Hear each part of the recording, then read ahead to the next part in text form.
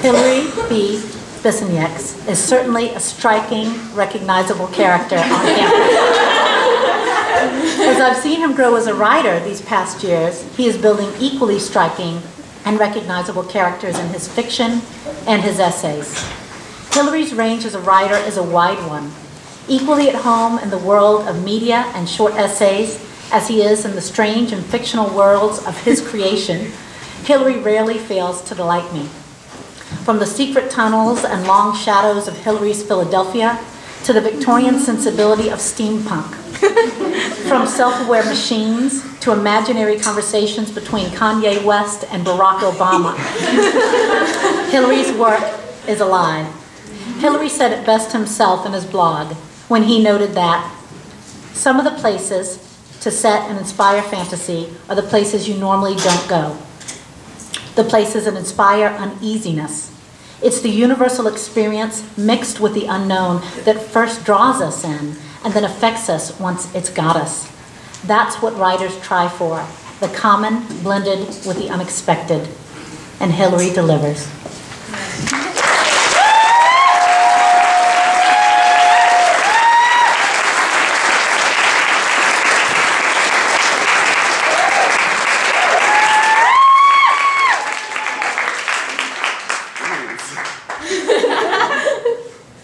This is an excerpt from one of my stories. The sky split in two, and fire appeared high and wide over the forest. The split in the sky grew larger, and the entire northern side was covered with fire.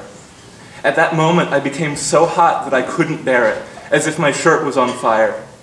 From the northern side, where the fire was, came strong heat.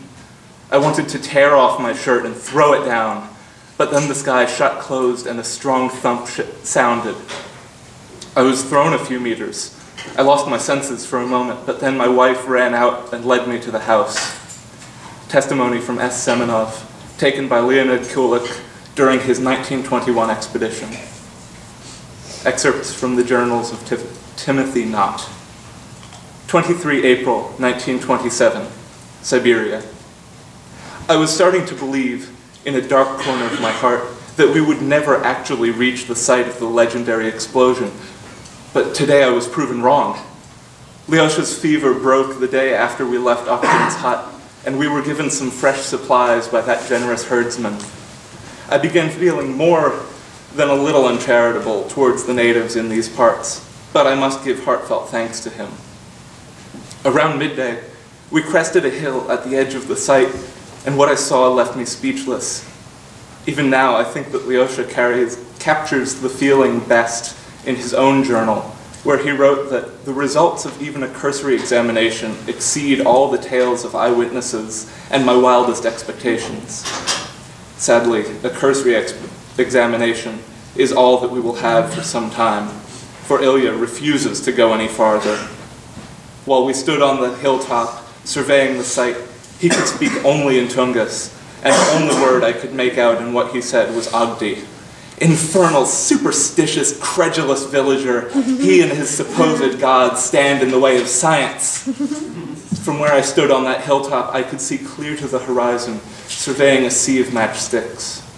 The trees below me were all stripped clean of branches and leaves, and save for a strong, majestic few, lay as if dropped there by some clumsy giant who was too lazy to pick them all up. I can see why the locals all attributed the event to a god. Whatever caused this destruction must have shaken the heavens themselves. Seeing that event, a God-fearing Christian, if there were such a thing in this country, might have thought it was the end times. Ilya is another thing, though. God-fearing he is, but he fears a curse that will not come. Still, he insisted that we go no farther. Our journey here from Vanavara was bad enough even with Ilya. We wouldn't make it back even as far as Oktin's hut without him. Lyosha was ready to strangle him, but that would have been no better than if we went on without him, though it would have relieved some frustration. It was almost dark, the waning moon still hours away, before Ilya felt that we were far enough from the site to make a safe camp, and I cursed him in English as Lyosha and I fumbled to pitch our tent unwilling to waste the day's ration of lamp oil on the task when we had so much to write about while it was still fresh in our minds. When we return to Vanavara, I hope we can find some less superstitious fool who won't waste our time. And if I get a chance, my boot has a few things it would like to share with Ilya. 27 April 1927, Vanavara. We reached what I have begun to think of as our base camp, just as the light was failing this evening, and bid Ilya leave. To say there was no tension between us and him would be a lie, though my anger at him is eclipsed by Lyosha's.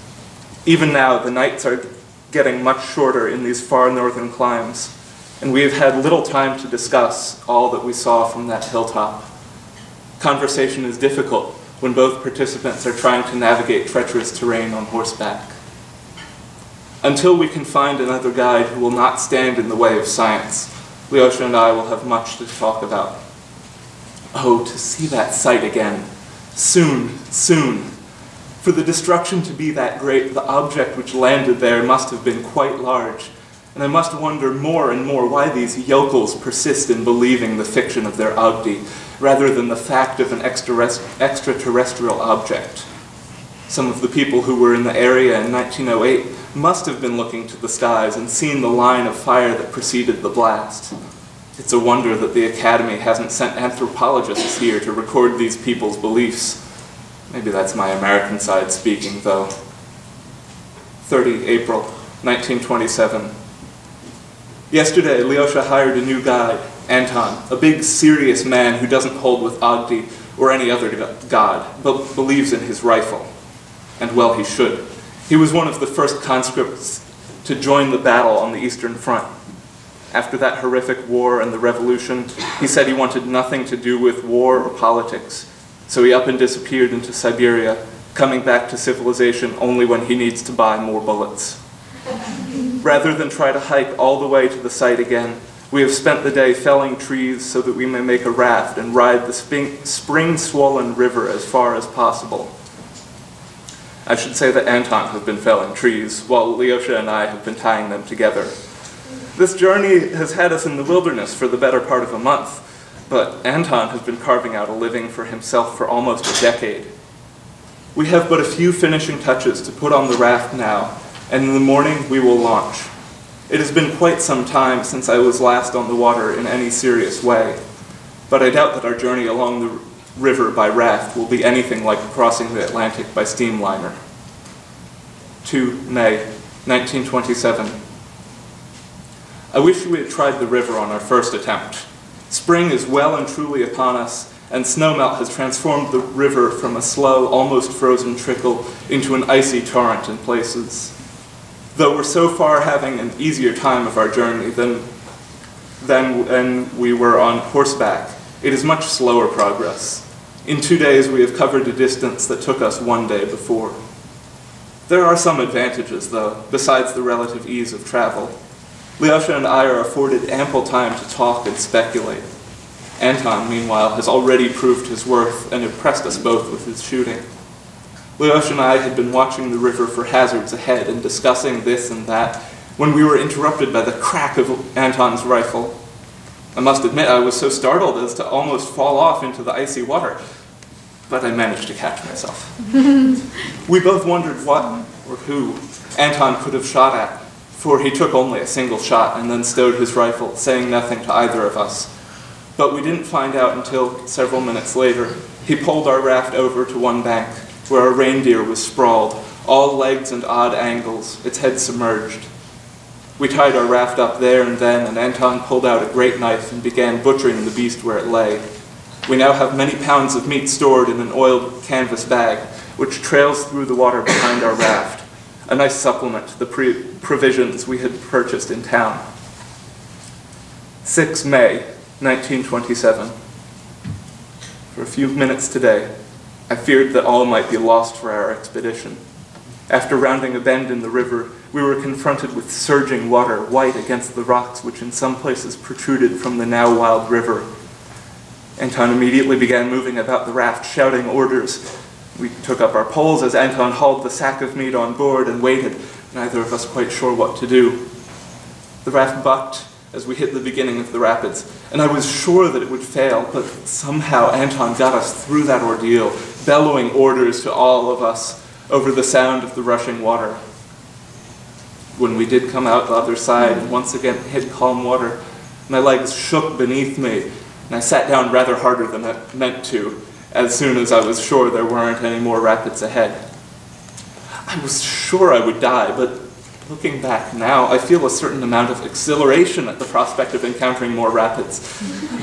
I will be terrified, yes, but I know what to expect now, and that is some small consolation from my current perspective, camped by the riverbank. We shall see what the next few days bring us. Thank you.